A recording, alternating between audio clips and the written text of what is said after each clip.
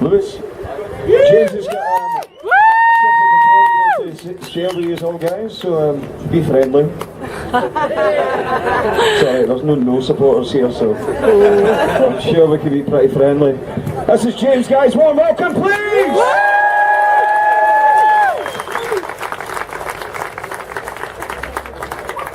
Right, guys, first of all, I'd like to say thanks for coming here. What a great turnout we've had today in Aberdeen!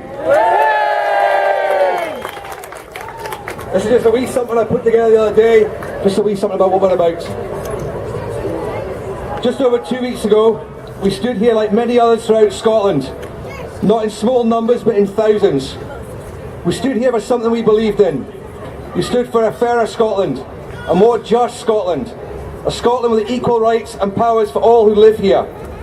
We stood with hope and unity that on the 18th of September we would cast our votes and become an independent nation.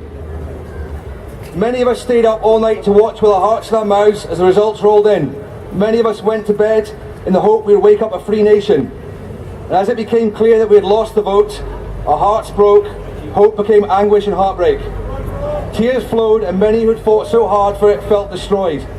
Destroyed by the lies and fear that Westminster government had successfully instilled in so many. Now we have the chance to regroup, reaffirm what we stood here for in the first place. We have the chance to grow from campaigners for independence into a movement for the nation. 45% of Scotland voted for independence. Yes! 1.6 million people decided that we don't need Westminster to decide what is best for us, for our pound, our NHS and our resources. This is a movement that needs to be kept going, to bring more people to it. Right across Scotland, other groups are rallying for the same cause. To keep alight in our hearts the voice of Scotland, the voices that stood up for a country they believe in. We can do this. We can bring others to us and go from being the 45% to a strong nation again. Some who voted no are slowly regretting what they have done. Don't alienate them. As hard as it seems, embrace them. Bring them with you as they are needed to expand this movement so that when we do vote again, we vote with an overwhelming majority.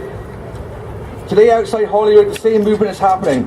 Members of the 45 stand united against the oppression of Westminster to demand with peace and unity that the powers of Scotland's voice are heard and that we as a nation will ensure we get what is right for our country. Outside Scotland's Parliament, we hope their voices are heard. The 18th of September awoke in our hearts the desire for a better and more just country. This is what this movement is about. Keep the desire burning and work towards a better country with the goal of independence and freedom from Westminster. We do not want to be known as the generation that said no. We must be the generation that said yes.